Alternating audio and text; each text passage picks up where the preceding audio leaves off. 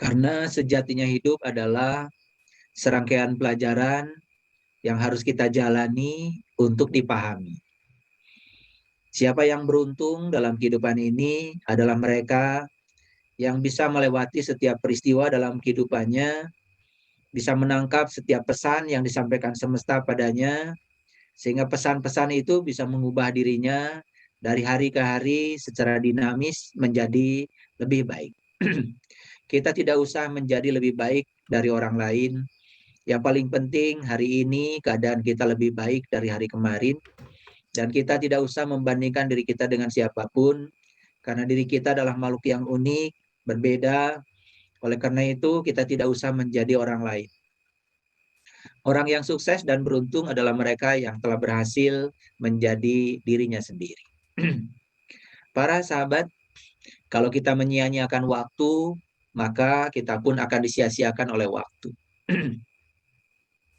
Kalau kita mau berubah, berubahlah saat ini, mumpung kita masih punya waktu. Karena akan tiba saatnya suatu saat nanti, di mana kita ingin berubah, tetapi waktu sudah tidak bersama dengan kita lagi. Oleh karena itu, kita bersyukur hari ini kita masih memiliki waktu yang sangat penting.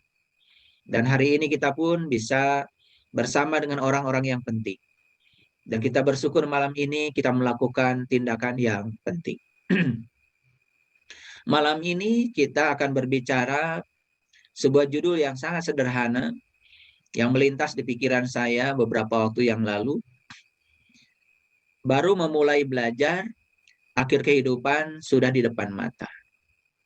Baru memulai belajar, akhir kehidupan sudah di depan mata. Kalau kita belajar dari Quran surat Al-Baqarah itu bicara tentang sapi betina. Sapi betina itu simbolisasi dari tubuh manusia. Makanya kalau di Quran ada kata-kata betina biasanya mengarah kepada urusan jasmani. Kalau ada kata-kata laki-laki biasanya mengarah kepada urusan ruhani. Jadi sapi betina bukan sapi jantan, itu cerita tentang bagaimana kita memberdayakan tubuh sehingga tubuh yang diciptakan oleh Allah dipakai oleh kita sesuai dengan rencana Allah. Banyak orang yang tidak paham, bahkan lupa bertanya kepada Allah Sang Pencipta, bahwa sebetulnya Allah menciptakan tubuh kita bukanlah untuk kesenangan kita, tapi Allah menciptakan tubuh kita semata-mata untuk kesenangan Allah sendiri. Dalam Quran surat Ali Imran, Allah menyatakan, huwallazi yusawwirukum fil arham kaifa yasha. Dialah Allah Al-Musawwir, arsitek yang agung, yang telah menciptakan tubuh manusia dalam rahim ibunya, sebagaimana yang dia rencanakan. Jadi tidak mungkin Allah sang arsitek agung membuat sesuatu tanpa rencana. Allah menciptakan tubuh kita dari ujung rambut sampai ujung kaki penuh dengan rencana. Kenapa jari-jari kita tidak diciptakan sama panjang? Kenapa jari-jari kita tidak diciptakan jaraknya sama? Kenapa mata kita diletakkan di sini? Kenapa telinga kita diletakkan di sini? Semua penuh dengan rencana. Beruntunglah mereka-mereka yang telah mengerti rahasia semesta tentang tubuhnya. Makanya tubuh adalah kitab suci tertua yang ditulis Tuhan dengan tangannya sendiri. Dan siapa yang sudah berhasil membaca rahasia tubuhnya, sehingga dia bisa menggunakan tubuhnya untuk kesenangan Allah, itulah orang yang paling beruntung. Dalam Quran surat Al-Baqarah, dijelaskan bahwa proses belajar spiritual itu sebaiknya di umur pertengahan. Tidak terlalu muda, tetapi juga tidak terlalu tua. Kalau terlalu muda tentu saja ya belum cukup dewasa untuk bisa menerima ilmu-ilmu khusus yang untuk meningkatkan kesadaran. Tapi kalau terlalu tua tentu saja ya waktu belajarnya menjadi sangat pendek. Di kelas spiritual ya sebagaimana yang sering saya lakukan dan itu menjadi pengalaman saya mengajar, rata-rata kebanyakan manusia baru menyadari tentang perjalanan hidupnya justru di akhir hayatnya, di akhir kehidupannya. Jadi baru mulai belajar, sementara akhir kehidupan sudah di depan mata. Saya sering berbicara kepada komunitas saya, terutama orang-orang yang baru belajar spiritual ketika sudah pensiun, baru belajar spiritual ketika sudah sakit, baru belajar spiritual ketika sudah tidak punya apa-apa lagi, baru belajar spiritual ketika tubuh sudah lemah. Saya bilang, kalian menyisakan waktu buat Allah, ya, hanya waktu sisa. Sementara waktu emasmu sama sekali tidak pernah memperhatikan untuk Allah, untuk jiwamu, untuk rohanimu. Itu kebanyakan manusia seperti itu. Oleh karena itu, ya, banyak sekali yang baru mulai belajar sementara akhir kehidupan sudah di depan mata. Padahal sebetulnya, ya, kita ini diberikan waktu yang sama 24 jam. Dan setiap orang pasti memiliki waktu. Orang miskin yang tidak punya apa-apa pasti punya waktu. Tidak ada satu orang pun di semesta ini yang tidak diberi waktu. Dan semua kita pasti diberi waktu. Kalau kita mengatakan kita tidak punya apa-apa, sebetulnya itu bohong. Karena kita punya sesuatu yang berharga, yaitu waktu. Cuman karena kita abai terhadap waktu, maka waktu terkadang dibiarkan sia-sia begitu saja. Oleh karena itu, pada kesempatan yang penuh berkah ini, saya akan mengajak kita semua untuk lebih banyak menafakuri soal waktu. Saya akan memulai kajian kita malam ini ya dengan menampilkan sebuah ayat yang sangat sederhana, dan mohon izin saya mau share screen dulu. Ya, ayat ini sangat sederhana dan ayat ini tentu saja sudah kita kenal. Ayat ini berbunyi demi waktu. Wal ashri, demi waktu. Ya, apa sih sesungguhnya waktu itu? Kalau di Quran ada kata-kata demi, ya, demi bintang, demi matahari, demi bulan, banyak sekali demi. Dan setiap kata demi biasanya itu adalah sumpah. Jadi sebetulnya demi waktu itu sumpah. Apa sesungguhnya waktu itu? Ya, waktu itu ya sedang menceritakan tentang beliau sendiri. Jadi demi waktu ya demi dia, demi Allah sebetulnya. Demi waktu. Lalu di ayat yang kedua, ya, innal insana lafi khusr. Sesungguhnya manusia itu benar-benar rugi. Jadi rugi itu kan artinya berbuat banyak tetapi tidak ada hasilnya.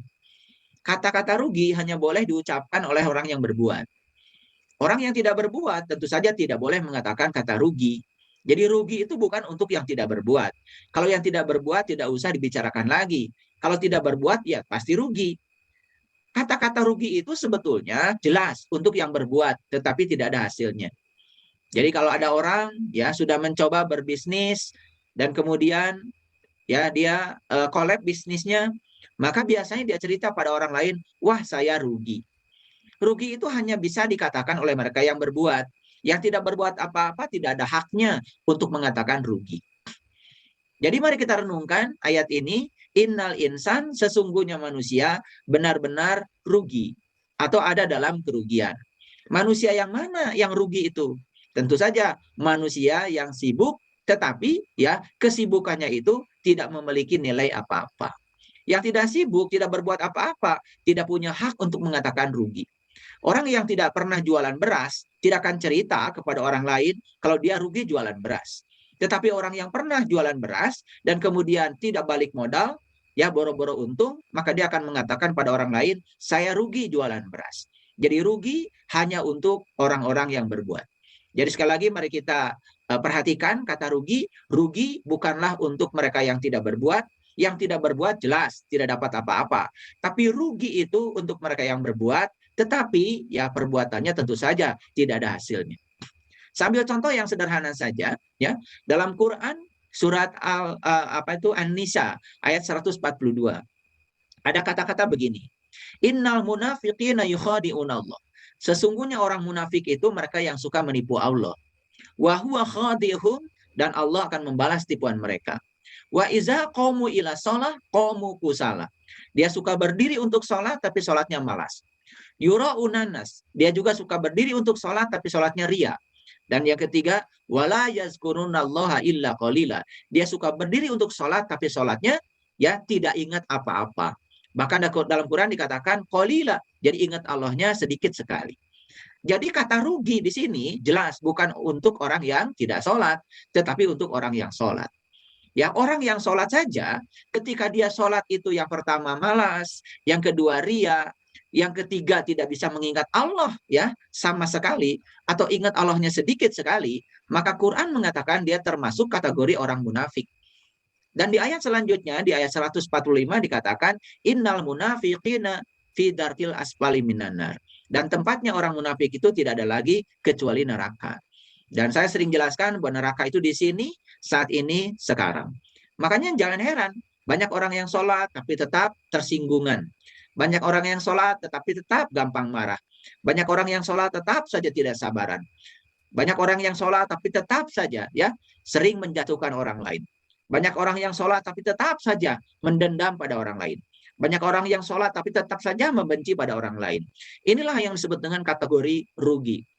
Sudah melakukan tetapi tidak ada hasilnya. Jadi sekali lagi ya Allah mengatakan di ayat ini sesungguhnya manusia itu benar-benar dalam kerugian. Tetapi ayat ini ya ada pengecualian. Di ayat yang ketiganya, yaitu ayat yang kedua, kemudian ayat yang ketiganya, nah ini ya, illa kecuali alladzina amanu, orang-orang yang beriman, wa amilus solihah, dan orang-orang yang mengerjakan amal soleh, wa tawasau bil haq, dan senantiasa saling berwasiat dalam kebenaran, wa tawasau bis sabr, dan saling berwasiat dalam kesabaran. Jadi ada 4 ya yang tidak rugi. 1 orang yang beriman, 2 yang mengerjakan amal soleh, yang ketiga yang saling mewasiati dalam kebenaran, yang keempat yang saling mewasiati dalam kesabaran. Jadi cuma 4 yang tidak akan rugi. Nah tentu saja secara ilmiah kita bisa membuktikan bahwa orang-orang yang 4 kategori ini insya Allah tidak akan rugi. Kenapa? Ya asal kita tahu. Ya, siapa orang yang beriman? Siapa orang yang mengerjakan amal soleh? Apa sesungguhnya amal soleh itu? Karena selama ini ya kita sering sekali mengatakan iman, tetapi kita juga tidak tahu apa sesungguhnya iman. Jadi kita akan rugi manakala kita tidak tahu. Sehingga kita akan terjebak menjadi orang yang tidak tahu, tetapi kita tidak tahu bahwa kita tidak tahu. Makanya beruntunglah orang-orang yang tidak tahu, tapi dia tahu bahwa dirinya tidak tahu. Maka dia akan menjadi orang yang tahu, dan dia tahu bahwa dirinya tahu. Jadi sebetulnya puncaknya ilmu, puncaknya kebijaksanaan itu sebetulnya tahu kalau kita tidak tahu. Makanya hanya orang-orang yang tahu bahwa dirinya tidak tahu, ya itulah orang-orang yang bisa ditolong. Orang-orang yang tidak tahu, tetapi dia tidak tahu bahwa dirinya tidak tahu. Sok tahu apalagi, ya tidak mau tahu, kalau diberi tahu tidak mau tahu, maka dia sulit untuk ditolong. Makanya kalau kita ingin ditolong, ya tempatkan diri kita sebagai orang yang layak untuk ditolong. Dan satu-satunya orang yang layak untuk ditolong adalah mereka yang tahu bahwa dirinya tidak tahu. Itulah puncaknya kebijaksanaan. Para sahabat, kita sering sekali mengatakan kata iman. Apa sih sesungguhnya iman itu? Kalau saya tanya kebanyakan orang, dia mengatakan iman itu adalah percaya. Ya, gitu. Padahal Nabi Muhammad sudah menyampaikan al-iman tasdikun bil qalbi wa iqrarun bil lisan wal amalun bil arkan. Iman itu yang pertama ya pembenaran oleh qalbu. Jadi yang pertama ada kata-kata pembenaran, yang kedua adalah qalbu. Jadi ada 2 unsur di situ, pembenaran dan qalbu. Bagaimana qalbu bisa terlibat dalam pembenaran? Kemudian yang kedua kata Nabi ya, al iman tasdikun bil qalbi wa iqrarun bil lisan wal amalun bil arkan. Jadi lisan ya, lisan itu adalah corong dari qalbu. Perbuatan juga corong dari qalbu. Jadi sebetulnya lisan kita dan tindakan kita cerminan dari qalbu kita. Jadi qalbu kita ya, kalau qalbu kita masih tertutup, maka yang keluar dari lisan kita tentu saja ya hal-hal yang merugikan orang lain, hal-hal yang merugikan semesta, hal-hal yang mengotori semesta, ya. Tindakan juga yang dilakukan adalah tindakan-tindakan yang tidak produktif. Tetapi orang yang sudah terbuka mata kalbunya, yang sudah mencapai kesadaran, tentu saja yang keluar dari mulutnya dan yang keluar yang mewujud dalam tindakannya adalah tindakan-tindakan damai dan mendamaikan.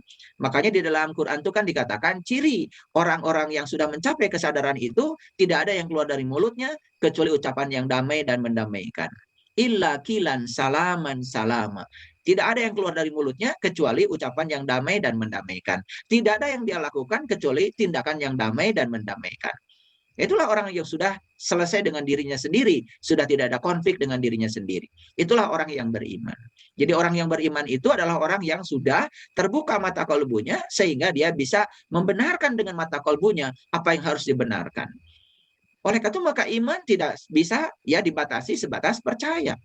Nabi Musa ya ketika ingin ya diakui sebagai orang yang beriman, melakukan sebuah upaya yang sangat luar biasa yang diabadikan dalam Quran surat Al-A'raf ayat 143. Dan saat itu kemudian Nabi Musa mengalami sebuah pengalaman spiritual ya ketika Allah ya bertajali di dalam kolbunya. Falamma tajalla rabbuhu lil jabal. Ketika Tuhan bertajali di puncak kesadarannya Musa, saat itu ya Musa mengalami fana. Maka dalam Quran dikatakan Musa itu kemudian jatuh pingsan. Dan gunungnya juga hancur luluh. Artinya apa? Puncak kesadarannya itu luluh lantah. Artinya apa? Saat itu dia mengalami fana billah. Dan ketika dia mengalami fana billah, ketika Allah bertajali di dalam puncak kesadarannya, lalu Musa berteriak kepada Allah mengatakan, Qala subhanaka tubtu ilaika wa ana awalul mu'minin. Maha suci engkau ya Allah, aku bertobat kepada engkau dan inilah awal aku beriman. Jadi seorang Musa mengawali iman itu mengalami sebuah peristiwa, yaitu pengalaman spiritual yang dialami oleh kolbunya. Nah, pada saat itu mengalami keterbukaan kolbu, sehingga keterbukaan kolbu mengantarkan Musa membenarkan sesuatu. Nah, itulah iman. Makanya banyak sekali ya orang yang kemudian ya puas dengan mengaku sebagai orang yang beriman. Padahal dia bukan orang yang beriman sesungguhnya. Makanya kalau di Quran dikatakan wa minan nasi may yaqulu amanna billah wa bil yaumil akhir wa ma hum bimumin. Banyak manusia yang mengatakan aku beriman kepada Allah dan hari akhir, pada sesungguhnya dia bukanlah orang yang beriman. Yukhadi'unallaha walladzina amanu. Mereka itu sesungguhnya hanya menipu Allah dan orang-orang yang beriman. Tetapi sesungguhnya dia menipu dirinya sendiri, cuma mereka tidak sadar.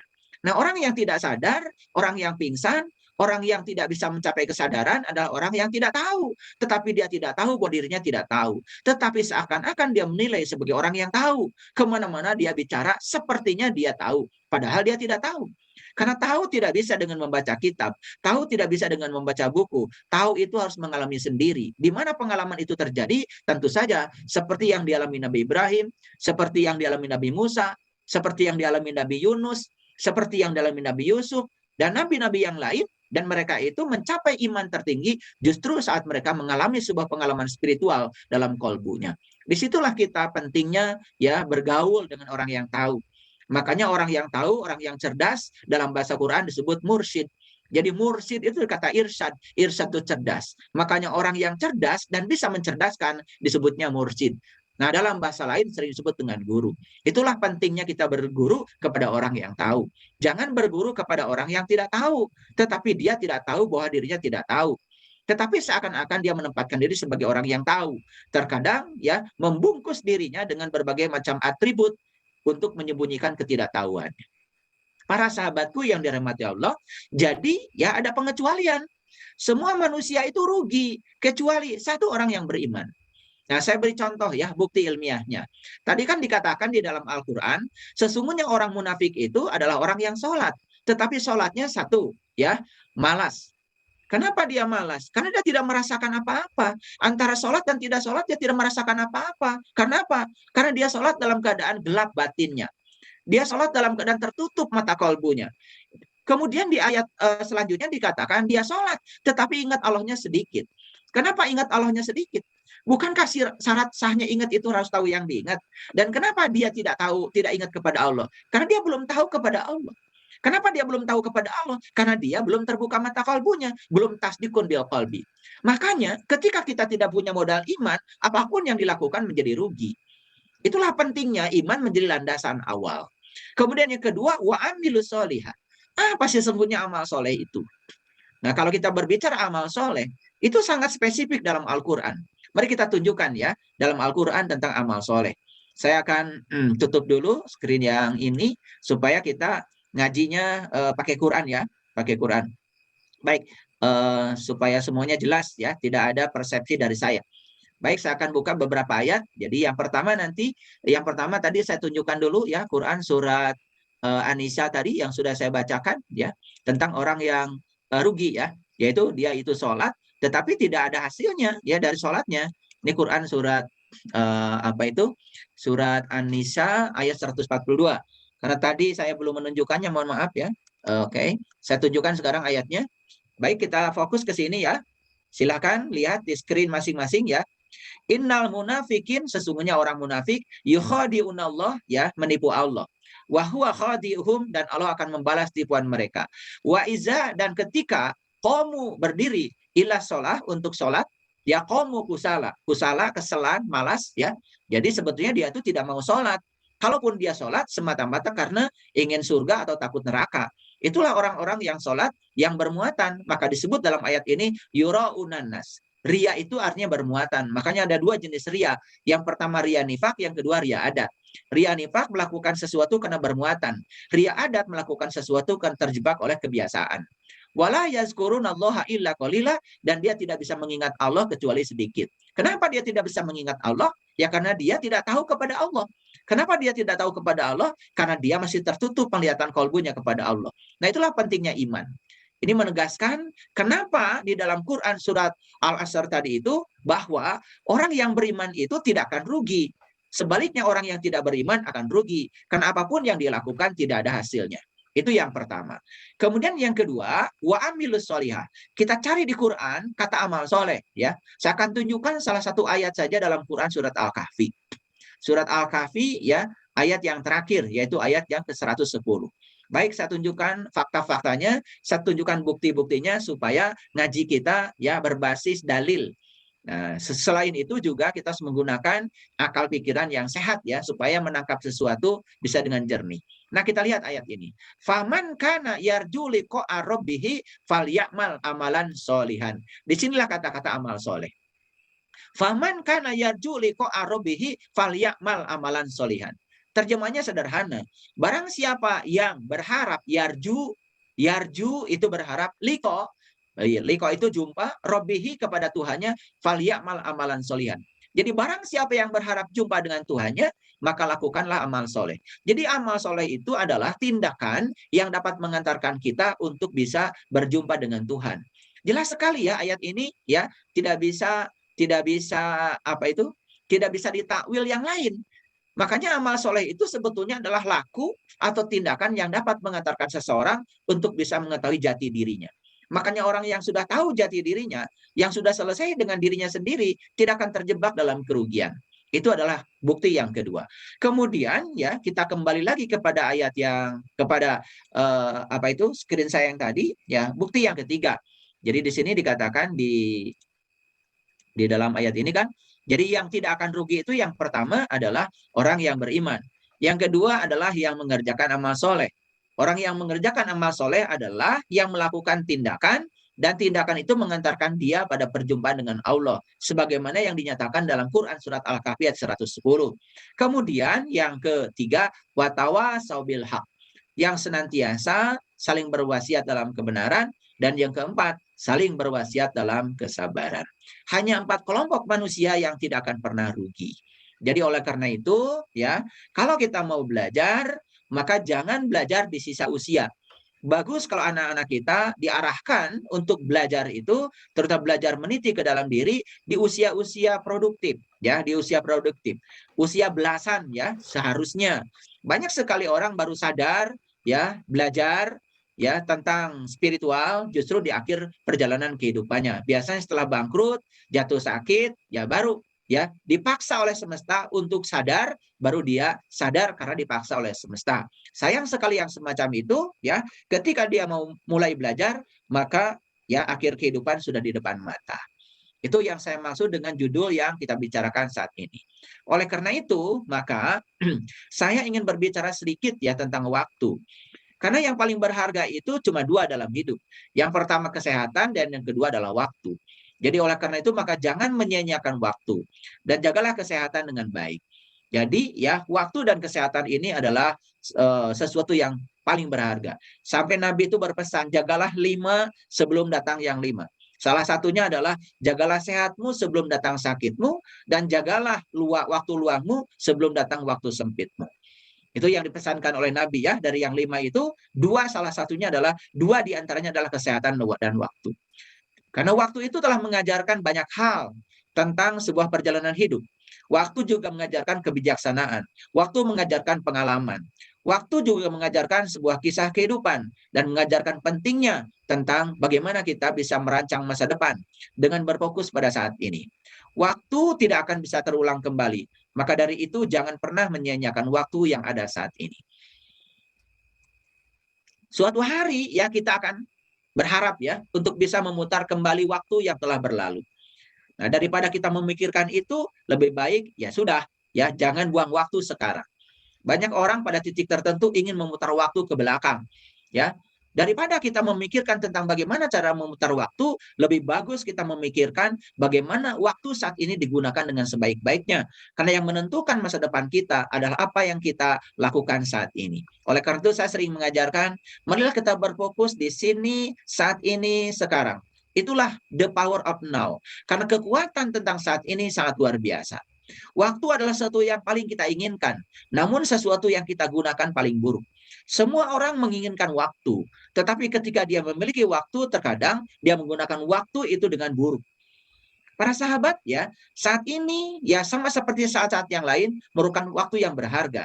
Jika kita tahu apa yang harus kita lakukan dengan waktu yang ada, maka kita akan melakukannya. Makanya saya sering mengatakan, kalau ditanya kapan saat yang paling penting adalah sekarang. Apa yang harus kita lakukan? Ya, di saat yang penting tentu saja melakukan tindakan penting pada orang penting. Dan siapa orang penting? Semua orang yang sedang menghidupi hidup bersama kita saat ini. Setiap orang ya semua sama ya. Kita memiliki waktu yang sama 24 jam dalam satu hari. Kesuksesan ditentukan oleh seberapa baiknya kita memanfaatkan waktu. Jadi saya mengatakan tadi, kalau ada orang yang mengatakan saya tidak punya apa-apa, bohong itu. Tidak ada orang yang tidak punya waktu. Semua orang sebenarnya punya waktu. Bahkan setiap orang diberi waktu yang sama 24 jam. Loh kenapa nasib setiap orang berbeda? Itu karena di situ ya. Ketika orang lain tidur, dia masih bangun. Ketika orang lain masih tidur, dia sudah bangun. Pasti akan berbeda nasibnya. Ya, waktu yang kita gunakan untuk belajar tak akan sia-sia. Semua akan terbayar dengan hasil yang akan kita terima. Jadi ya setiap orang yang memanfaatkan waktu untuk belajar, yang saya maksud bukan hanya belajar di sekolah, yang paling penting adalah belajar di sekolah yang sebenarnya, yaitu sekolah kehidupan. Karena di sekolah kehidupan ini begitu banyak pelajaran yang harus kita renungkan. Setiap peristiwa dalam kehidupan itu ada pesan cintanya bagi kita. Ya, rasa pasti akan berubah seiring berjalannya waktu. Maka jangan pernah menyia-nyiakan kesempatan yang ada. Seseorang bisa memperoleh 1 minggu yang berharga dalam waktu 1 tahun. Atau memperoleh 1 tahun yang berharga dalam waktu 1 minggu. Tergantung kita sendiri bagaimana memanfaatkan waktu. Ya, ketika kita, ya, kamu tidak akan membuang-buang waktu jika kamu menggunakannya secara bijak. Sesibuk apapun kamu, luangkan waktu untuk membuat orang lain merasa dihargai. Jangan buang waktumu untuk meratapi kesedihan. Waktu ya lebih berharga ketimbang sibuk mengurusi hidup orang lain. Saat ini ya sama seperti saat-saat yang lain merupakan waktu yang berharga. Jika kita tahu apa yang harus kita lakukan dengan waktu yang ada, maka kita akan melakukan yang terbaik. Hidup ini bukan diatur oleh waktu, melainkan kitalah yang harus disiplin dalam membagi waktu. Jadi sebetulnya bagi orang yang tahu bagaimana cara membagi waktu, tidak ada yang disebut dengan sibuk. Orang yang mengatakan sibuk sebenarnya karena dia tidak punya manajemen waktu. Ya, jangan pernah menyia-nyiakan waktu karena yang sudah berlalu tidak akan pernah terulang kembali. Semua yang ada di dunia ini dapat dibeli dengan uang, akan tetapi tidak berlaku untuk waktu. Itulah sedikit ya kata-kata bijak tentang waktu. Oleh karena itu maka saya mundur ke belakang ya. Sebetulnya apakah hidup itu sebenarnya? Hidup itu sesungguhnya adalah serangkaian pelajaran yang harus dijalani untuk dipahami. Jadi sebetulnya ya semua rangkaian peristiwa dalam hidup ini adalah pelajaran untuk dijalani agar kita bisa paham dengan semua itu. Makanya orang-orang bijak tidak pernah protes kepada Allah, mengapa ini terjadi? Mereka mengajukan satu pertanyaan kepada Allah, ya Allah, ya, pesan apa yang hendak Kau sampaikan lewat peristiwa ini? Jadi cara orang bijak bertanya berbeda tentu saja dengan kebanyakan orang rata-rata. Kebanyakan orang kalau mendapatkan sesuatu yang tidak diinginkan dalam hidupnya, pasti bertanya, ya Allah, mengapa ini terjadi padaku? Tapi orang yang paham, ya, dia akan mengatakan, ya Allah, pesan apa yang hendak Kau sampaikan kepadaku? Para sahabatku, setiap peristiwa dalam hidup mengandung pesan cinta dari semesta. Tugas kita sebetulnya adalah mengambil pesan cinta itu. Hanya mereka yang dapat memahami pesan cinta kehidupan yang beruntung. Dan mereka yang tidak mengambil pesan cinta dari kehidupan, menyia-nyiakan setiap peristiwa berlalu begitu saja, itulah mereka yang merugi. Jadi kembali lagi kepada topik kita bahwa ya banyak sekali manusia yang baru memulai belajar, ya akhir kehidupan sudah di depan mata. Biasanya saya mendapati di kelas spiritual orang yang sudah tua renta, yang sudah tidak berdaya lagi, bahkan sudah sakit-sakitan, baru memulai belajar. Tentu saja terlambat, ya lebih bagus daripada tidak sama sekali. Tapi masa iya ya untuk belajar? Ya di sekolah kehidupan ini kita hanya menyediakan waktu sisa yang tersedia. Sebaiknya lakukan proses belajar itu pada saat kita punya waktu luang, pada saat kita masih dalam keadaan sehat. Barangkali itu sebagai prolog dari saya. Saya senang sekali kalau malam ini kita bisa berdiskusi lebih banyak lagi dari ya materi yang saya sampaikan di prolog ini. Terima kasih. Assalamualaikum warahmatullahi wabarakatuh. Ya, silakan kalau para sahabat mau sharing atau bertanya ya tentang topik kita malam ini, saya senang sekali. Silakan ada Uda Japri di Tanah Datar, silakan. Apa yang mau di-sharingkan, silakan. Udah. Terima kasih, Ayah. Assalamualaikum warahmatullahi wabarakatuh. Waalaikumsalam warahmatullahi wabarakatuh. Ini begini, Ayah. Kelanjutan dari ayat surat An-Nisa 142 tadi, ya. Ada di surat 143, orang-orang yang disesatkan Allah. Bagaimana itu definisinya? Oke. Baik ya, kita baca sama-sama ya ayatnya ya. Jadi sekali lagi saya ingin memberikan contoh tadi ya. Mengapa mohon maaf. Mengapa ya saya menekankan kata rugi tadi. Jadi sekali lagi mari kita sepakati bahwa rugi bukanlah untuk yang tidak berbuat ya, tapi rugi itu untuk yang berbuat tetapi tidak ada hasilnya. Oke ya, kita sepakat dulu ya. Karena kita tidak pernah mengatakan orang yang tidak berbuat rugi. Kalau orang yang tidak berbuat ya nggak dapat apa-apa. Tapi orang yang berbuat tetapi tidak dapat apa-apa itu yang namanya rugi. Kita tidak mau dalam hidup ini termasuk orang yang sibuk, banyak melakukan sesuatu tapi rugi. Salah satunya di Quran dikatakan bahwa orang yang munafik itu adalah orang yang sholat, bukan orang yang tidak sholat. Jadi kalau orang yang sholat aja bisa berkategori munafik, bagaimana dengan orang yang tidak sholat? Itu tidak usah dibicarakan lagi. Nah, kita buka dulu ayatnya ya, udah. Kita kembali lagi pada Quran surat An-Nisa tadi yang saya bacakan ya. Quran surat An-Nisa ayat 142. Mungkin ayat ini sering terlewat oleh kita ya membacanya. Jadi oleh karena itu maka malam ini saya tertarik untuk menjadikan ayat ini sebagai contoh bagi kita semua supaya kita sadar ya. Makanya saya memberikan workshopnya sholat khusyuk ya. Banyak yang sudah belajar sholat khusyuk dengan saya baru merasakan betapa nikmatnya sholat. Bahkan sholat itu bisa ya mohon maaf ya, air mata tidak berhenti mengalir karena merasakan sebuah rasa, merasakan sebuah kenikmatan, bahkan kerinduan untuk melakukannya. Jadi ini yang ayat 142 sudah selesai ya udah. Kita lihat ayat 143 sebagaimana pertanyaan udah tadi ya. Mereka dalam keraguan-raguan ya antara yang demikian. Ini antara iman dan kafir ya. Ini terjemahan saja ya. Nah, tidak masuk kepada golongan ini ya dan tidak pula kepada golongan itu, maka sekali-kali tidak akan mendapat jalan ya baginya. Jadi ayat ini kan sebenarnya menceritakan bahwa ya untuk mencapai kebenaran itu udah tidak bisa antara ya dan tidak. Kalau iya iya, kalau tidak tidak. Kan gitu. Nah, banyak orang ya berdiri di antara ya dan tidak, ya. Berdiri di antara ya dan tidak. Maka dikatakan ini yang disebut dengan dalam keraguan-raguan. Makanya banyak sekali orang yang saya tanya, sholat kamu diterima nggak oleh Allah? Banyak yang jawab, ya terserah Allah. Harusnya kan tidak begitu. Sholatmu diterima atau tidak oleh Allah, ya terserah kamu. Makanya Ibnu Athar dalam kitab Al-Hikam mengatakan, untuk tahu sholatmu diterima oleh Allah, tidak usah tanya Allah. Tanya saja kepada dirimu, perubahan apa yang terjadi setelah sholat. Karena kita yang paling tahu diri kita. Makanya Ibnu Athar dalam kitab Al-Hikam memberikan indikasi, bagaimana kita bisa mengukur sholat kita diterima atau tidak.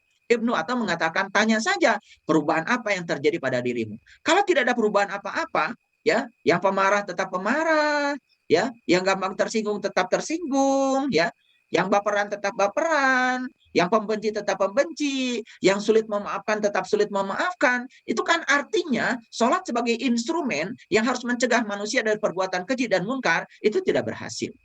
Nah, jadi ayat ini mengatakan ya mudab dabi baina zalik.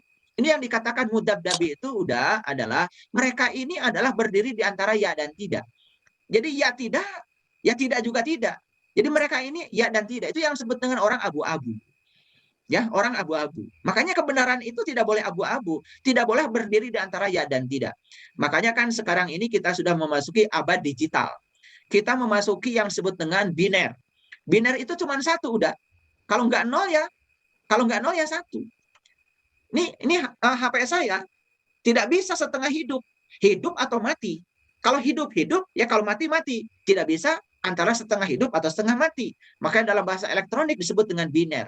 Itu yang disebut dengan bahasa digital. Yang kemudian ya dinarasikan dalam tauhid dengan la ilaha illallah. La ilaha itu adalah kosong, illallah itu satu. Makanya la ilaha itu kosong, illallah itu satu. Jadi mau kosong atau mau satu gitu ya. Jadi jangan berdiri di antara kosong dan satu, ya atau tidak. Makanya orang yang berdiri di antara ya dan tidak kan sering disebut orang munafik. Betul ya, udah. Kan orang yang suka berdiri di antara yang tidak itu orang munafik, abu-abu. Abu-abu. Saya kan pernah bercerita kepada para sahabat semuanya ya. Jadi di hutan itu kan sebutnya ada raja hutan, namanya harimau. Nah, harimau suatu saat memanggil binatang-binatang lain untuk menilai istananya itu adalah bersih atau kotor, wangi atau bau. Itu pertanyaan harimau kepada binatang-binatang yang lain. Lalu datanglah ya binatang yang pertama. Binatang yang pertama ditanya, ya, menurut kamu, ya, ini istanaku ini bersih atau kotor, wangi atau bau? Nah, si binatang yang pertama ini dia mikir, dia kalau berkata wangi takut disangka menjilat, kalau berkata bau takut juga menghina, gitu. Maka apa yang terjadi? Ya, yang terjadi, ya udah, ya, karena dia juga tidak mau munafik, ya udah dia mengatakan istana Tuhan itu bau. Dan saat itu juga binatang ini dibunuh. Ada binatang lain datang. Karena binatang yang mengatakan tadi bau dibunuh, nah kali aja saya selamat kalau mengatakan wangi. Nah, kemudian dia mengatakan, bagaimana menurut kamu? Ya, istana saya ini wangi apa bau? Karena yang mengatakan bau dimakan, kali aja kalau mengatakan wangi, itu senang. Ternyata begitu mengatakan wangi, kamu menjilat ya, makanya juga dibunuh. Nah, datanglah kancil. Ya, si kancil ini dalam cerita biasanya selalu binatang yang licik. Ketika ditanya, kancil, menurut kamu istanaku ini bau atau wangi? Bersih apa kotor? Oh, mohon maaf ya, Tuan Raja. Saya 2 hari ini sedang flu. Jadi mohon maaf, saya tidak bisa memberikan penilaian. Karena hidung saya sedang tidak normal. Wah, senang sekali itu ya, harimau. Dan itu kemudian dilepaskan. Jadi makanya kan, mohon maaf ya, di negeri ini sekarang, kalau yang mengatakan iya atau tidak, itu tidak selamat. Yang selamat itu kan biasanya yang abu-abu. Ya. Makanya yang abu-abu sering disebut orang munafik. Dalam bahasa Qur'annya adalah mudab dabi baina zalik. Itu udah ya. Jadi sebetulnya ini kelanjutan tentang orang munafik. Orang munafik itu suka berdiri di antara ya dan tidak. Ya, tidak masuk golongan ini, juga tidak masuk golongan itu. Kan gitu ya. Makanya dikatakan di ayat ini ya, la ilaha ulai wa la ilaha ulai. Ya, wa may yudlilillah falan tajidalahu sabila. Nah, di sini memang ada kata-kata barang siapa yang disesatkan oleh Allah, maka dia tidak akan mendapatkan petunjuk. Nah, ini harus dipahami ya udah. Bagaimana Allah bisa menyesatkan seseorang? Nah, ini tidak bisa berdiri sendiri ayat ini ya. Makanya di dalam ayat lain Allah mengatakan ya, aku menghendaki orang yang berkehendak. Makanya ada kata-kata yahdillahu linurihi mayyasa. Allah menghendaki kepada cahayanya siapa yang dikehendaki. Siapa yang dikehendaki oleh Allah? Tentu saja mereka yang punya kehendak. Dan siapa yang disesatkan oleh Allah? Bukan Allah ingin menyesatkan, tetapi dia tidak punya kehendak untuk mendapatkan petunjuk. Makanya Allah mengatakan, aku ya menunjukkan kepada cahayaku siapa yang aku kehendaki. Siapa yang dikehendaki oleh Allah? Tentu saja mereka yang punya kehendak. Jadi Allah itu tidak pernah menghendaki si A, tidak menghendaki si B. Allah itu hanya menghendaki mereka yang punya kehendak. Makanya di ayat lain Allah menegaskan, "Waman kana yarju liqa Allah fa inna ajalallahul ats." Barang siapa yang berharap jumpa dengan Allah, maka waktu yang dijanjikan pasti datang. Yang berharap pasti akan diinginkan oleh Allah. Makanya Allah dalam hadis qudsi mengatakan, siapa yang datang kepadaku sejengkal, maka akan menyambutnya sedepak. Dan siapa yang datang kepadaku berjalan, maka aku akan menyambutnya dengan cara berlari. Nah itulah ya. Jadi Allah menyesatkan seseorang bukan berarti Allah ingin menyesatkan, karena orang itu ya tidak punya kehendak untuk mendapatkan petunjuk. Jadi Allah mengikuti sangkaan dari kita sendiri. Makanya dalam hadis qudsi Allah mengatakan, aku bergantung sangkaan hambaku. Begitu ya, udah. Sehingga di ayat yang ke-145 ya di sini ditegaskan, innal munafiqina fi darkil asfali minan nar falan tajidalahu nasyira. Jadi sesungguhnya orang munafik itu tidak ada lagi tempatnya kecuali neraka. Ya, kenapa? Ya karena dia berdiri di antara ya dan tidak. Inilah orang-orang yang penuh dengan keraguan-raguan. Barangkali itu ya, udah. Ada pertanyaan lagi? Ya udah, terima kasih ya. Oke, baik ya. Semoga bisa menjelaskan ya. Jadi hati-hati memang memahami ayat ya. Harus rasional ya. Harus jelas dasar-dasarnya supaya kita tidak terjebak pada persepsi yang keliru. Baik, ada Mas Safriansah. Silakan Mas Safriansah. Silakan. Silakan Mas Safriansah, dihidupkan audionya. Dihidupkan dulu audionya. Iya, assalamualaikum ya. Waalaikumsalam warahmatullahi wabarakatuh. Silakan. Mas. Ya, assalamualaikum warahmatullahi wabarakatuh. Salam kasih dan sayang untuk kita semua. Ini ada yang saya mau tanyakan ya. Gimana suara saya jelas? Ya, jelas. Enggak. Di mana nih Mas Safriansah? Saya di Kalimantan ya. Oh, Kalimantan. Oke, silakan. Ini saya mau bertanya, apakah benar ketika kita mengalami sebuah wahyuan, apakah kita lebih nyaman berbicara masalah perumpamaan kepada orang lain? Maksudnya seperti ayah sering berbicara masalah perumpamaan-perumpamaan kepada kita semua. Jadi ketika kita telah mengalami kewahyuan itu, mungkin kita lebih nyaman berbicara masalah perumpamaan kepada orang lain. Ya. Seperti ayah sering mengatakan perumpamaan tentang kelistrikan, tentang air, apa segala macam. Ya. Apakah mungkin pada waktu zaman kerasulan dulu, mungkin Rasulullah sering berbicara masalah perumpamaan itu sesuai dengan gaya bahasa pada waktu zaman dulu itu. Ya. Ya mungkin kayak gimana ya penjelasannya ya, susah. Oke, saya bisa menangkap. Saya bisa menangkap. Mungkin itu aja. Saya bisa menangkap. Begini ya, begini. Begini ya. Di dalam Al-Quran itu banyak sekali perumpamaan. Pertanyaannya, bagi siapa perumpamaan, bagi siapa kenyataan? Misalnya di Quran surat An-Nur ayat 35. Allahu nuru samawati wal ard. Masalu nurihi kamishkatin fiha misbah, dan seterusnya. Allah adalah cahaya langit dan bumi. Perumpamaan cahayanya seperti miskat. Lubang di dinding antara dua ruang. Yang di dalamnya ada pelita. Pelita di dalam kaca. Kaca laksana bintang yang berkilauan seperti mutiara. Yang dinyalakan dari minyak dari pohon yang diberkahi. Pohon zaitun bukan dari timur, bukan dari barat. Yang minyaknya sudah menerangi walaupun tidak disentuh api. Itulah cahaya di atas cahaya. Nah itu perumpamaan, Mas Safriansah. Bagi siapa? Bagi yang belum mengalami. Bagi yang sudah mengalami, itu kenyataan. Jadi saya punya seorang murid, dia sudah lama ya mesantren di luar negeri. Saya tidak sebut nama universitasnya, 15 tahun di sana. Dia belajar ayat itu, ya Quran surat An-Nur ayat 35 itu dari tafsir saja. Tetapi dia tidak mengalami apa-apa, tidak mengalami pengalaman spiritual apa-apa. Makanya ketika saya tanya, dia hanya pintar menjelaskan saja. Dan selama dia menjelaskan, yang terjadi adalah memutar-mutar kata saja dan tidak jelas, tidak ada yang bisa disampaikan. Makanya begitu saya tawarkan, mau nggak kamu mengalami Quran surat An-Nur 35? Kebetulan ya orangnya tawadu. Ya, kemudian dia mengatakan sam'an wa ta'an. Baik, saya ikuti. Ya udah. Masuk ya, ikut pelatihan dengan saya. Sampai akhirnya dia mengalami An-Nur 35. bukan lagi sebagai kata-kata, tetapi menjadi pengalaman spiritual. Kemudian saya coba sekarang baca lagi oleh kamu. Kemudian dibaca lagi ayat itu, nangis dia baca ayat itu. Allah adalah cahaya, kan sudah mengalami pengalaman itu. Perumpamaan cahaya seperti miskat, dia tahu miskatnya yang mana. Di dalamnya ada pelita, dia sudah ketemu pelitanya. Pelita dalam kaca, dia sudah ketemu kacanya. Kaca yang laksana bintang yang berkilauan seperti mutiara, dia sudah ketemu bintangnya. Dia sudah ketemu yang berkilauan seperti mutiara. Nur ala nur, dia sudah ketemu dengan nur ala nur, sudah mengalami sendiri. Menangis terseduh-seduh. Dia mengatakan, 15 tahun saya belajar ini di sana, hanya sebatas kata-kata. Kok sekarang, begitu dibimbing oleh guru, bisa mengalami langsung. Lalu saya bacakan ayat itu. Apakah ayat ini perumpamaan apa kenyataan? Kan di ayat itu dikatakan, wa yadribullahul amsala linnas. Aku berbicara kepada manusia dengan perumpamaan. Manusia yang mana? Manusia yang belum mengalami.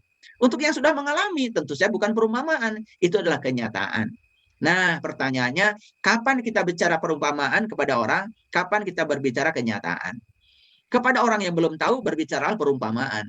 Tapi kepada mereka yang sudah tahu, berbicaralah kenyataan. Itulah kebijaksanaan, ya. Makanya seorang bijaksana tahu kapan berbicara apa, kepada siapa. Makanya kalau kita bicara, sesuaikan dengan tingkatan kesadaran yang mereka capai. Kita harus turun ya ke pola pikir mereka. Jangan mereka ditarik ke pola pikir kita. Itulah yang disebut dengan kebijaksanaan. Nah, untuk menjadi seorang guru, kebijaksanaan itulah yang harus dimiliki. Kapan kita bicara dengan simbolik, kapan kita berbicara dengan sebenarnya. Disitulah pentingnya kita memilih rasa, intuisi kita ketika kita berbicara. Itu yang disebut dengan pedagogik, kemampuan memahami pikiran orang lain. Agar apa yang kita sampaikan tidak terjadi perdebatan. Apa yang kita sampaikan diterima orang lain dengan senang hati. Begitu ya, Mas Afriansa. Nah, pertanyaan tadi, apakah seseorang yang sudah diliputi oleh kewahyuan berbicara dengan perumpamaan? Tentu saja, tidak selalu. Tergantung siapa yang diajak bicara. Kalau yang diajak bicara sudah sama-sama mengalami, sudah tidak ada perlu lagi perumpamaan. Bicaralah senyata-nyatanya. Tetapi kepada mereka yang masih di kulit, masih di sebelah luar, bicara dengan perumpamaan. Oke, itulah kebijaksanaan. Semoga bisa bertemu dengan ayah guru.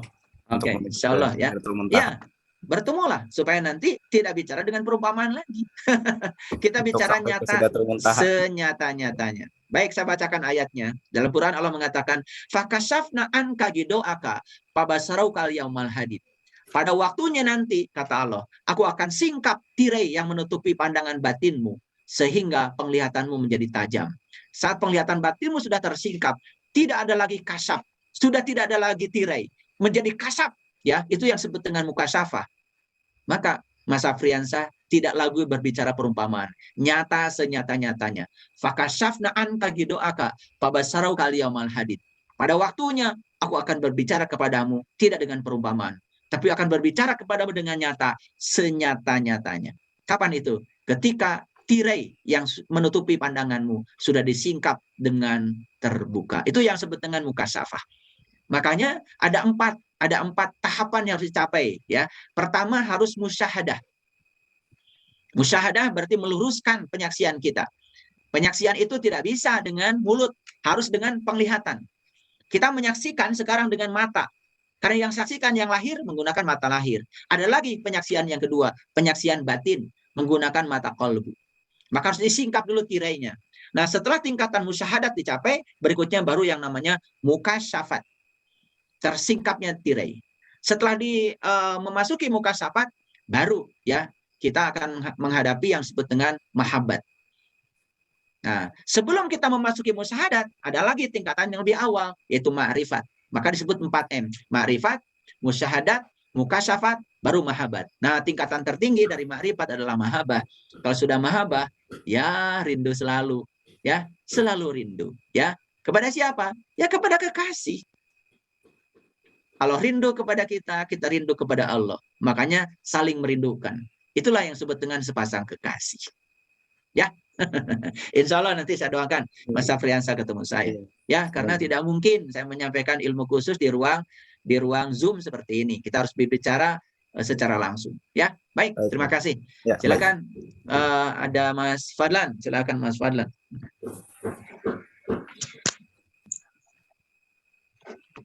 Assalamualaikum warahmatullahi wabarakatuh ya. Waalaikumsalam warahmatullahi wabarakatuh.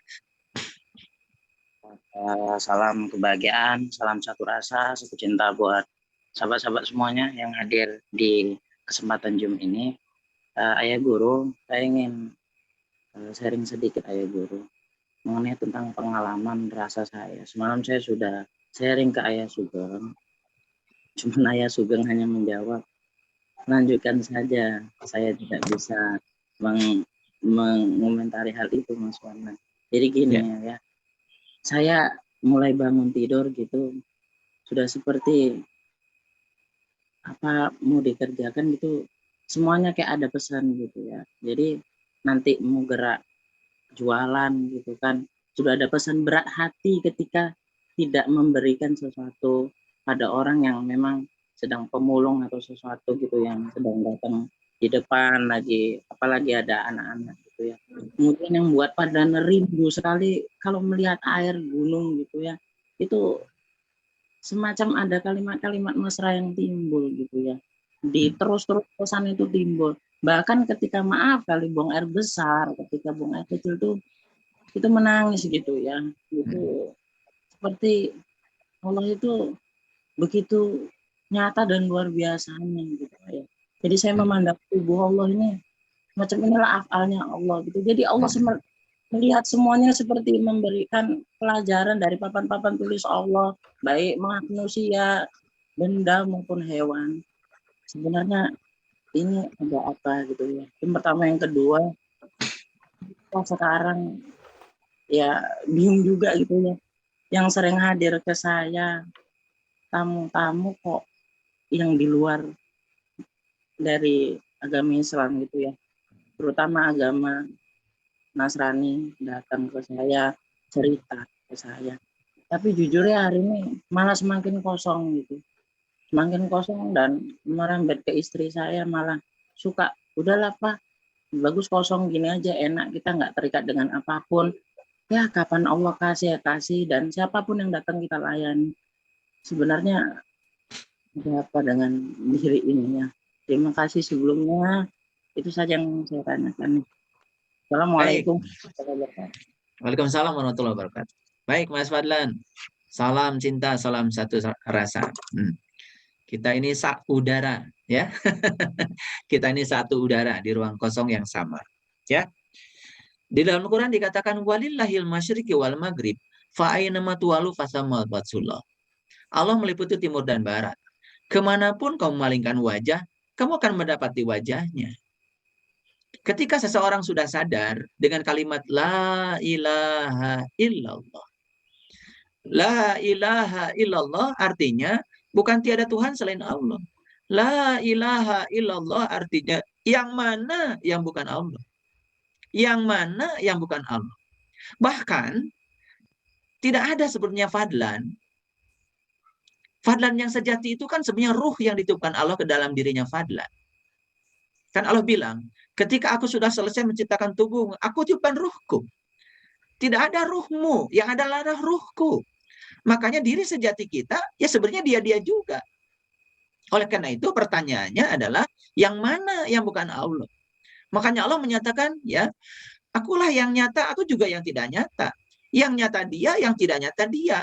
Begitu seseorang sudah mencapai kesadaran seperti Mas Fadlan, karena semuanya adalah dia, yang nyata dia, yang tidak nyata dia, wal awalu, wal akhiru, wal dhahiru, wal batin. Kalau seseorang sudah mencapai kesadaran itu, maka kemanapun dia memalingkan wajah, yang dilihat ya dia. Lihat sungai, dia. Lihat kehidupan dia, lihat pohon dia. Tentu saja yang dia lihat adalah di balik itu. Karena dia adalah sang kehadiran, dia sang keberadaan.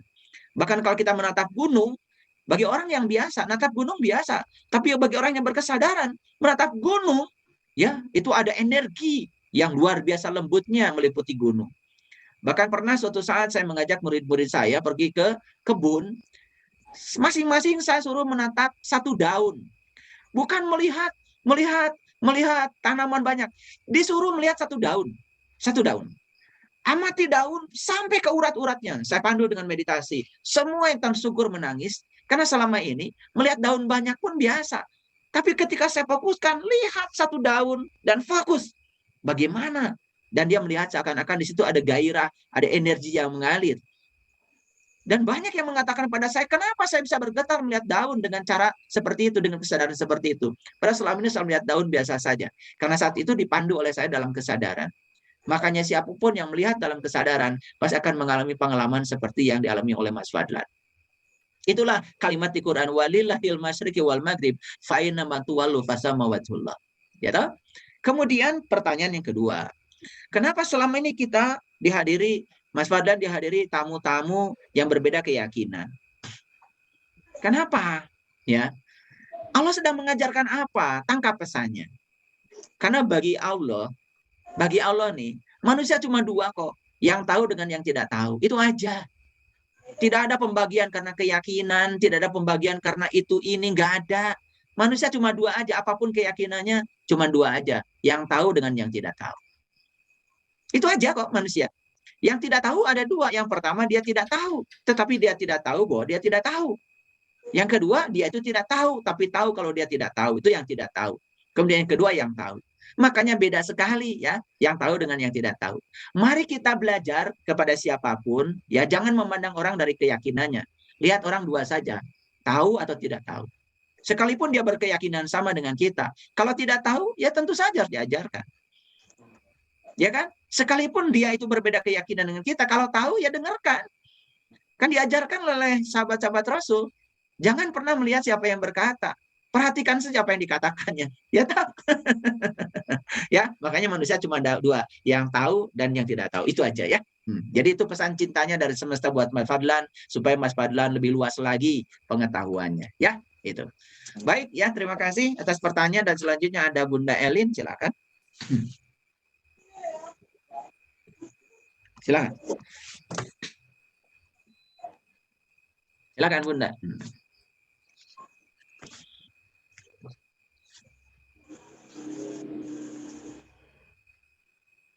Ya, silakan Bunda Elin, hidupkan audionya.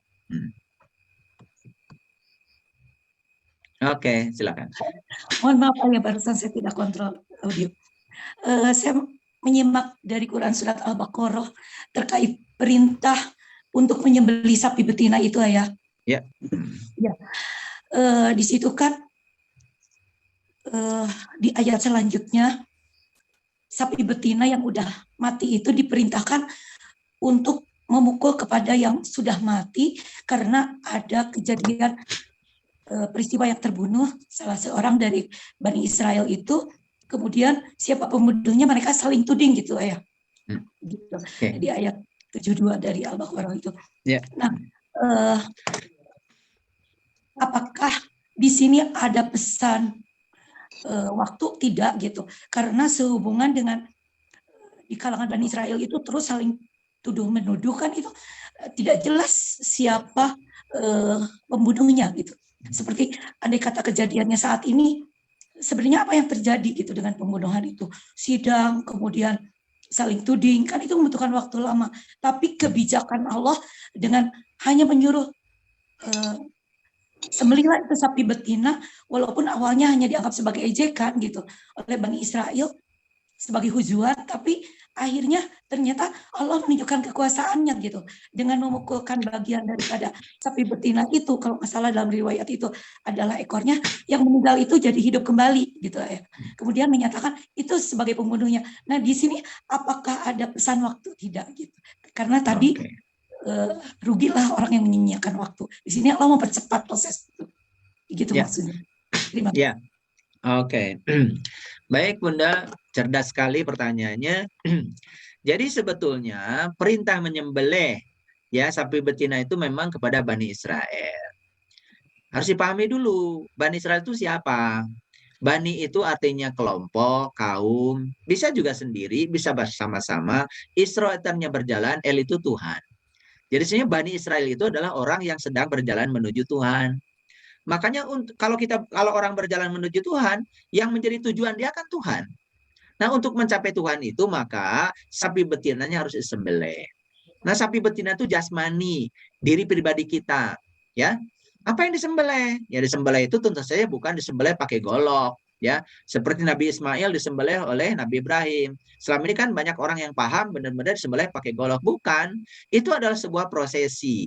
Prosesi seorang guru ketika mengantarkan seorang siswanya untuk berjumpa dengan Tuhannya. Itu yang disebut dengan prosesi menyembelih sapi betina. Jadi betina itu berurusan dengan jasmani. Nah, tentu saja yang sudah disembelih kan jadi tahu.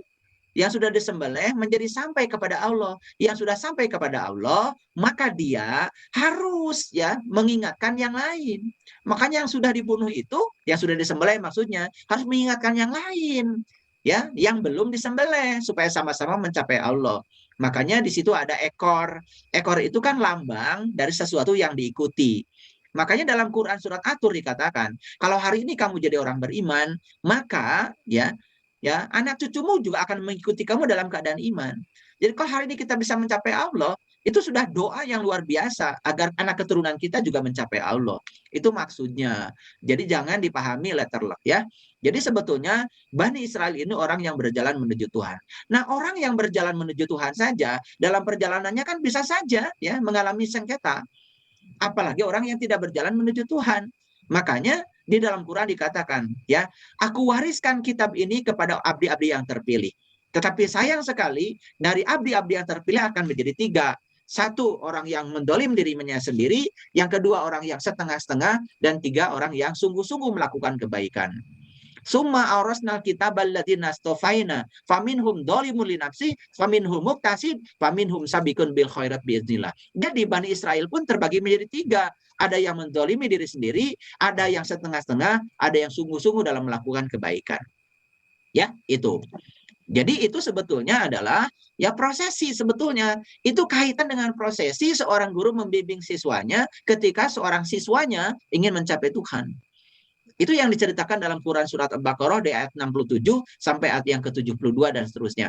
Bagus ya kalau para sahabat bisa mendengarkan kajian saya Quran surat Al-Baqarah itu satu flash disk ya dari ayat yang pertama sampai ayat terakhir. Itu supaya lebih integrated lagi memahaminya, supaya cara memahaminya tidak bersifat parsial. Itu barangkali Bunda Elin ya. Terima kasih. Ya, terima kasih Ayah. Baik ya. Ada Ibu Nuraida silakan.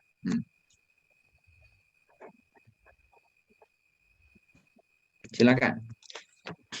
Ya, Assalamualaikum warahmatullahi wabarakatuh. Waalaikumsalam warahmatullahi wabarakatuh.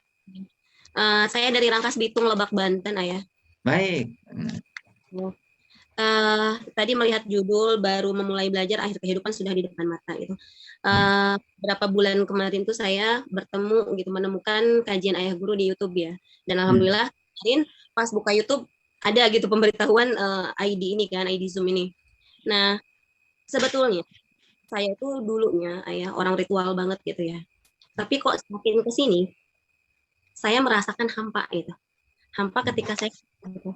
Walaupun saya melaksanakan sholat tapi seperti yang kosong, dan ketika saya bisa menikmati sholat saya itu hanya di momen tertentu gitu. Pada saat saya sholat tahajud nyambung ke sholat subuh, itu baru saya tuh kayak yang nikmat banget sholat gitu. Tapi di kesibukan kayak misalnya saya kan guru ya, guru PAUD gitu.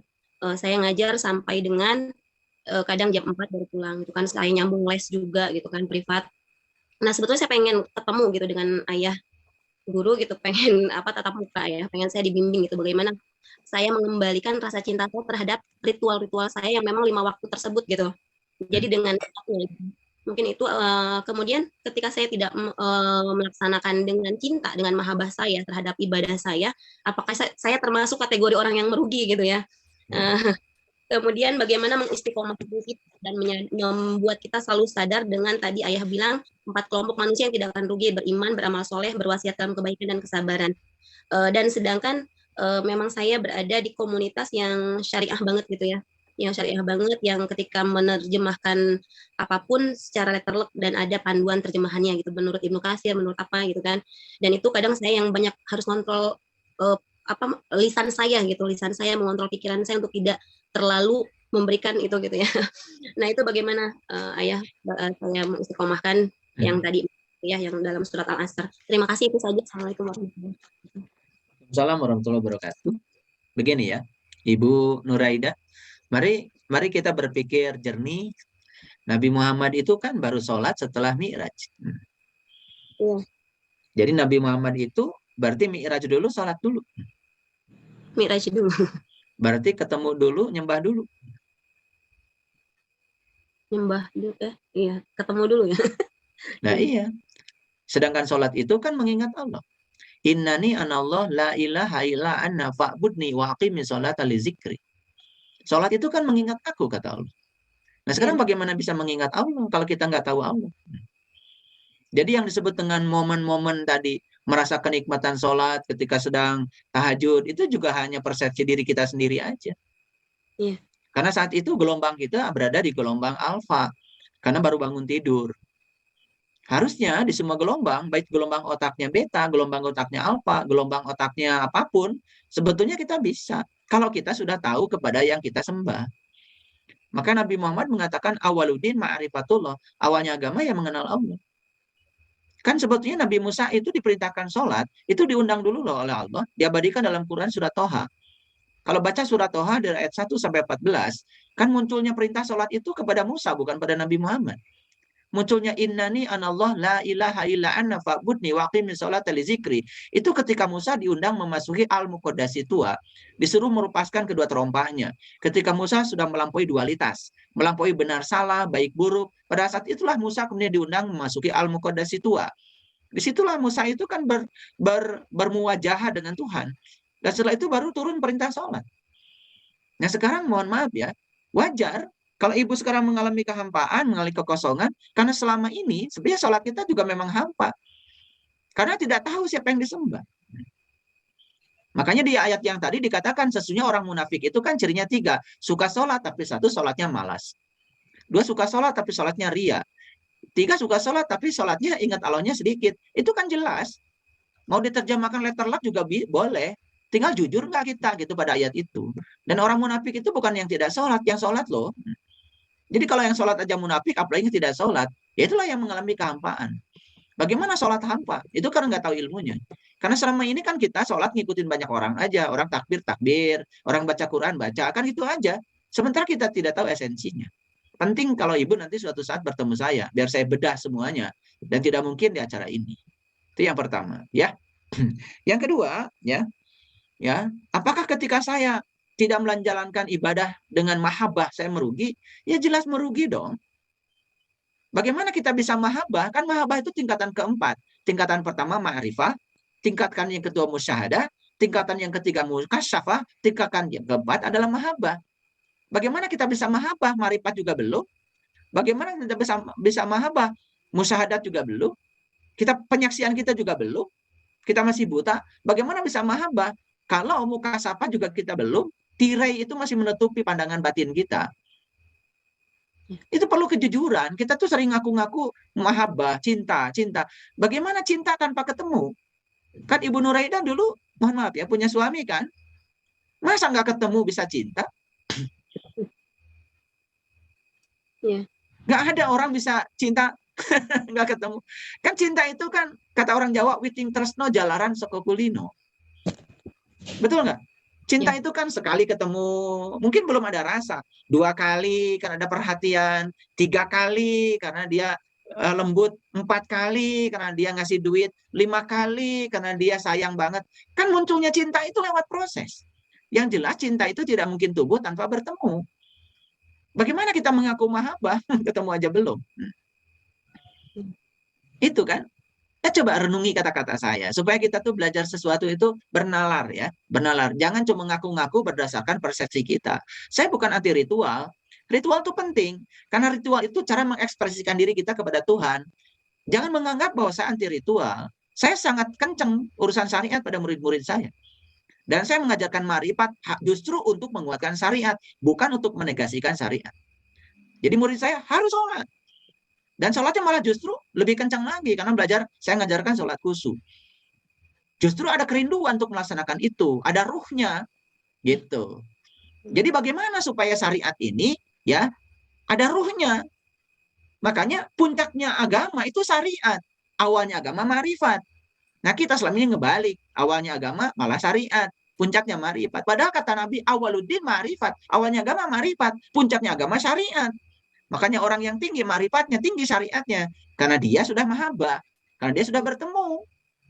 Nah, orang yang belum bertemu mahabbah kan pura-pura mahabbah aja. Pangeretan namanya itu. Bohong itu. Ya. Paham ya? Nah, disitulah pentingnya kita bertemu dengan guru ya. Tetapi kalau tadi ya di lingkungan orang yang kaku, sulit untuk menerima perbedaan, ya nggak usah ngomong. Ya, agama itu urusan pribadi kita kok. Tidak usah diseminarkan daripada jadi perdebatan. Malah perdebatan itu hanya akan menimbulkan kekerasan hati kan? Betul nggak? Jadi menang-menangan. Buat apa? Ya, yang satu belum pernah makan garam, yang satu juga belum pernah makan garam, debat tentang garam. Ya dua-duanya ngelantur. Ngerti maksud saya? Ya, gitu. Jadi nggak usah debat. Ya, makanya di Quran dikatakan tidak boleh debat, karena debat itu mengeraskan hati. Ya, jadi orang bijaksana. Berbicara seperlunya. Ya, kalau tidak ada perlunya diam aja. Ya, Ibu Nuraida. Oke. Ya, semoga nanti bisa bertemu saya. Silakan Mbak Fida.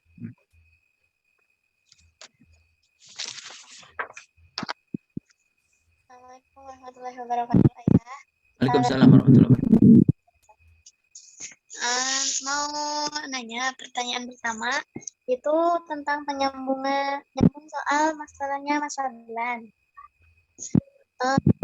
Pertemuan itu kan kalau misalnya kan kalau ngeliat sesuatu itu pernah waktu itu tuh ngeliat ini nangis sampai ngeliat pulpen juga pernah nangis nggak cerita nangis sampai terseduh-seduh gitu.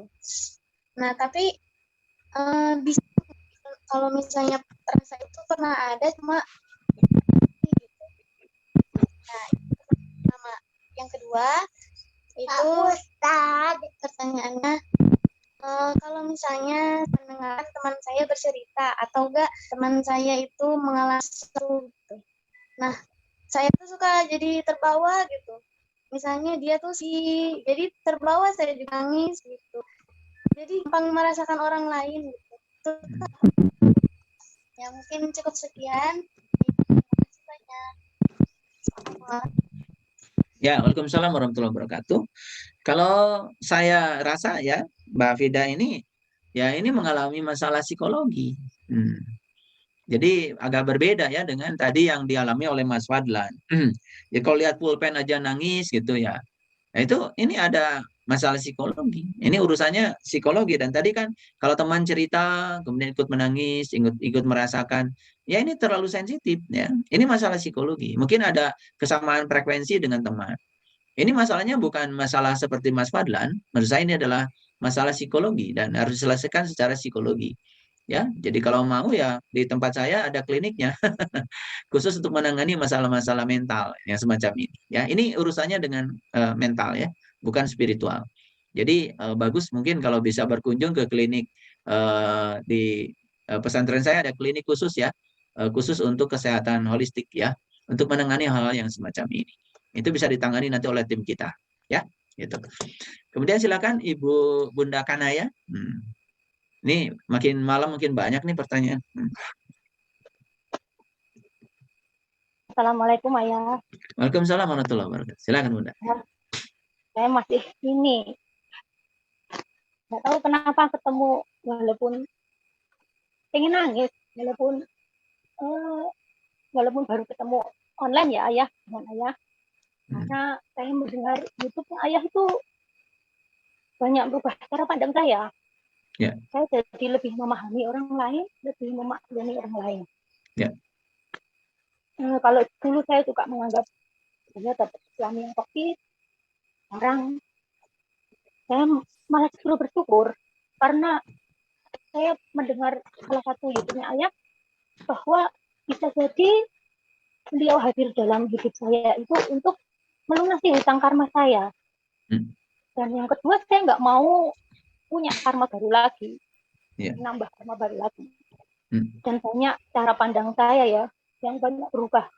Walaupun saya belum ketemu dengan Ayahanda, tapi saya bersyukur sekali semoga bisa segera ketemu Ayahanda. Oke.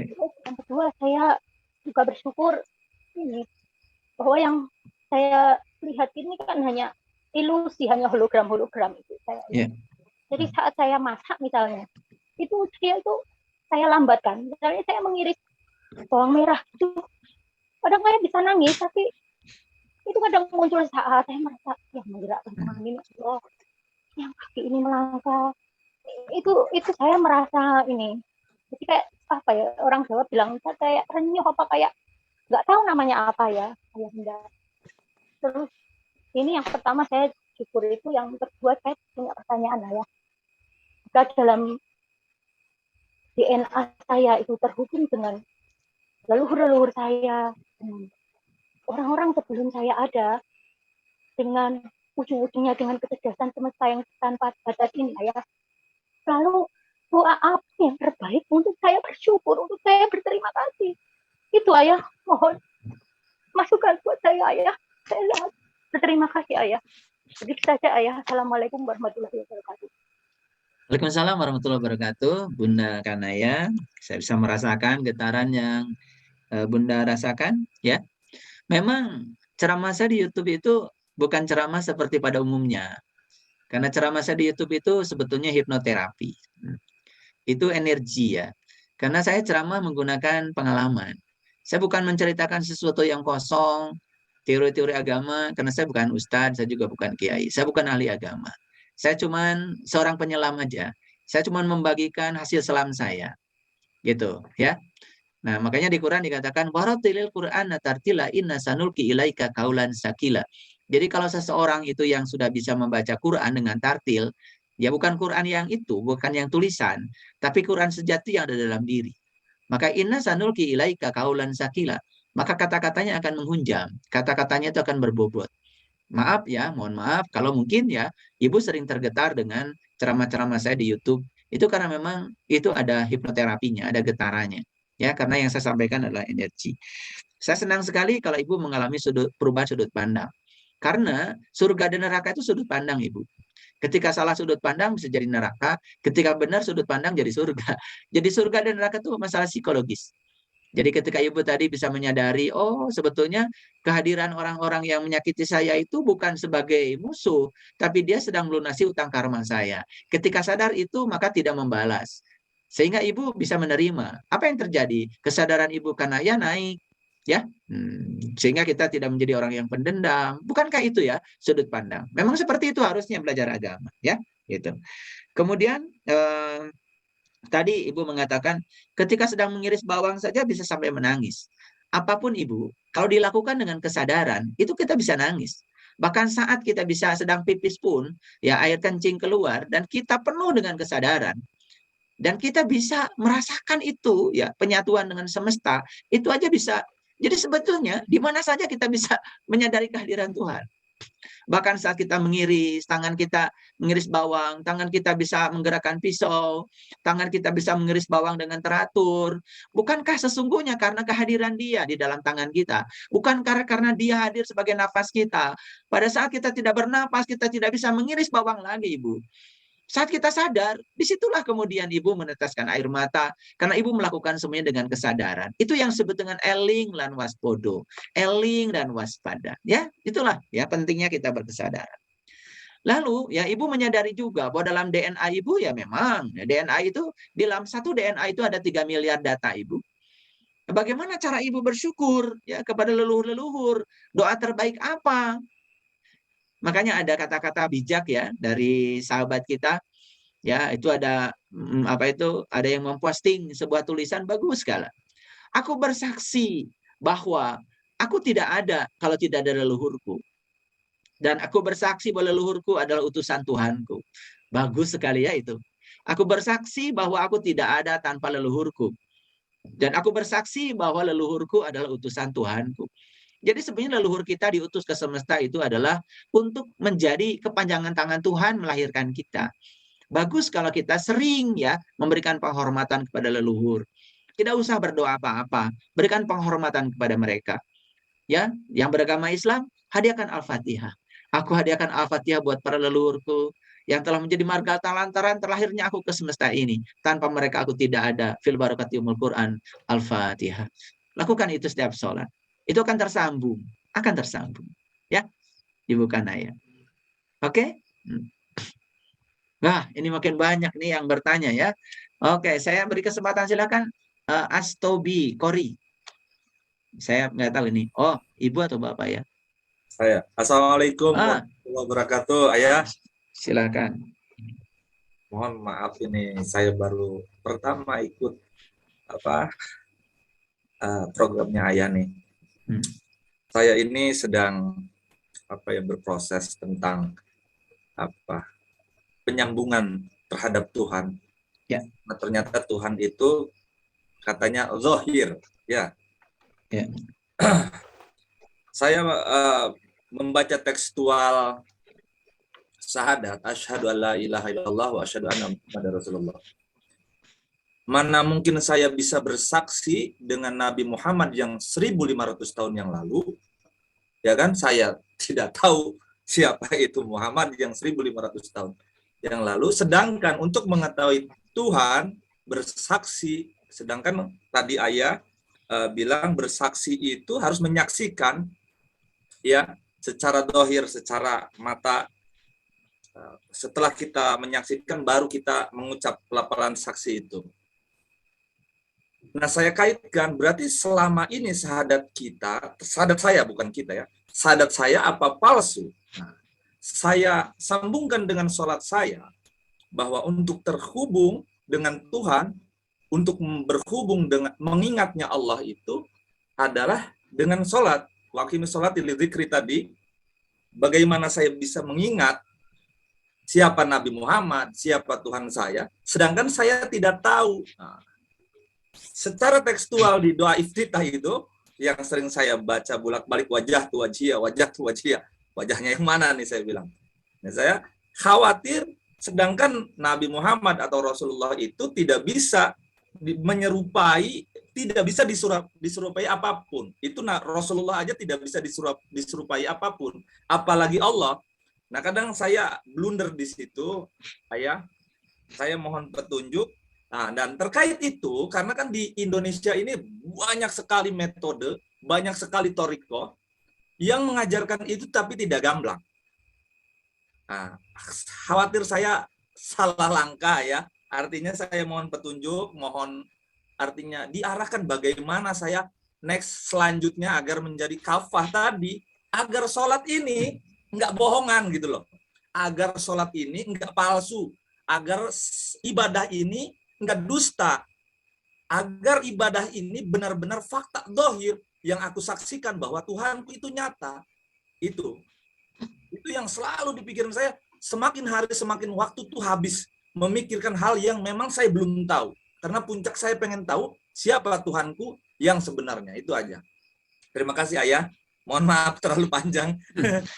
Oke, Mas Astobi, saya mengundang Anda datang ke tempat saya. Pertanyaan Mas Astobi ini itu pertanyaan penting yang harus diselesaikan. Tidak mungkin bisa menyelesaikan sendiri. Itu pertanyaan saya dulu waktu saya kecil. Waktu saya umur belasan tahun itu udah pertanyaan itu udah. Maka saya keliling dunia menyelesaikan pertanyaan itu. Saya mengundang Anda untuk datang di tempat saya, biar gamblang sekaligus bisa mengalami. Makanya dalam Quran dikatakan laqad kafarul ladzina qalu inallaha salisu salasa. Kafirlah orang yang mengatakan Allah salah satu dari yang tiga. Nanti ya untuk menjawab ini ya kita akan belajar sedikit demi sedikit ya, mulai dari martabat 7 alam. Karena Tuhan itu ingin dikenal, maka Tuhan itu turun tahta. Dari alam ahadiyah ke alam wahidiyah, ya, itu turun tahta. Itu yang disebut dengan Allah dan Nur Muhammad. Makanya Nurullah, Nur Muhammad, Nur Insan, itu 3 alam. Ya, jadi sebetulnya kafirlah orang yang mengatakan bahwa Allah salah satu dari yang 3. Jadi mengatakan Allah itu harus 3. Allah, Nurullah, Nur Muhammad, Nur Insan. Jadi Muhammad dalam syahadat itu tidak mungkin Muhammad orang. Nabi Muhammad sendiri tidak mungkin menyaksikan dirinya sendiri. Nabi Adam saja sudah bersaksi asyhadu alla ilaha illallah wa asyhadu anna Muhammad. Kan Muhammad yang namanya orang itu belum ada. Jadi Muhammad itu jangan dikaitkan dengan orang, karena Muhammad itu adalah nur, ya itu. Makanya itu adalah ya sat kedua dari sat pertama. Nah, itulah pentingnya kita bertemu dengan guru supaya kita sempurna syahadatnya, ya. Jadi syahadat itu bukan menyaksikan orang, tapi syahadat itu adalah menyaksikan Allah dan nur, yaitulah syahadatnya jiwa. Makanya ya kalau kita berbicara syahadat 3 kan, yang disaksikan Allah, Rasul, dan kita penyaksinya, itulah jiwa. Cuma jiwa juga Allah juga, karena tidak ada ruh kita, yang ada adalah ruhnya Allah. Yang menyaksikan dia, yang disaksikan juga dia. Yang mana kita? Nggak ada. Ya, itulah pentingnya pengalaman spiritual. Supaya Anda tidak pusing, ya udah datang. Karena kalau dipikirkan sendiri nanti pusing sendiri. Ya, gitu. Saya mengundang supaya semuanya jelas. Karena nanti akan menjadi zahir. Jadi sebetulnya Allah goib, kata siapa goib? Kata yang nggak tahu. Bagi yang tahu nggak ada yang goib. Makanya kita baru bisa mengimani yang goib kalau yang goib sudah nyata. Kan gitu. Ya kalau masih goib ya bagaimana diimani ya? Yang nyata aja belum tentu kita percaya, apalagi yang goib ya.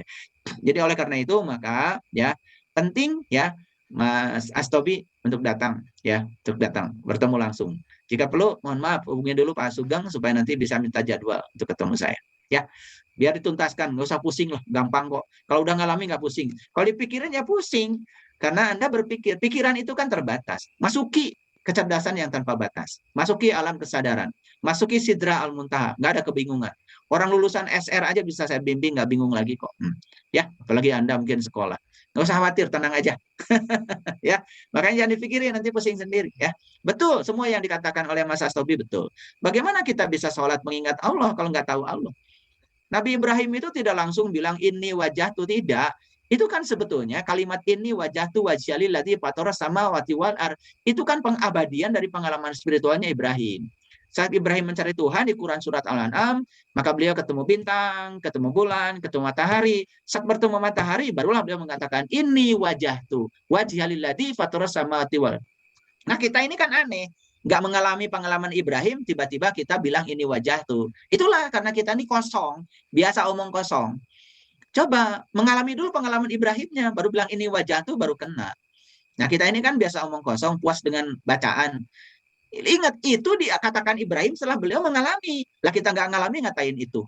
Makanya di Quran dikatakan, maqamu Ibrahim musolla. Sholatlah di makom Ibrahim. Maka Anda harus sholat di level Ibrahim. Nah, ada lagi yang mengartikan makom Ibrahim itu tempat, adanya di Mekah sana. Ya, memangnya Allah ada di sana, kemudian tidak ada tempat yang lain. Makom itu level, itu bahasa Arab. Makomu Ibrahim musola, kalau ingin sholat, sholatlah di level Ibrahim. Bagaimana sholat di level Ibrahim? Ikuti Nabi Ibrahim sholat. Sebelum beliau sholat, ya beliau mencari Tuhan dulu. Setelah ketemu, baru beliau sholat. Itu yang benar.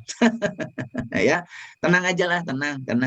Ya, makanya cari ilmu itu pada orang yang tahu supaya nggak muter-muter ya gitu. Saya juga udah belajar banyak thariqah dulu di perjalanan saya ya gitu ya. Itulah pencarian. Jadi saya hargai kalau Mas Astobi sedang berproses ya. Syukur bisa bertemu saya malam ini.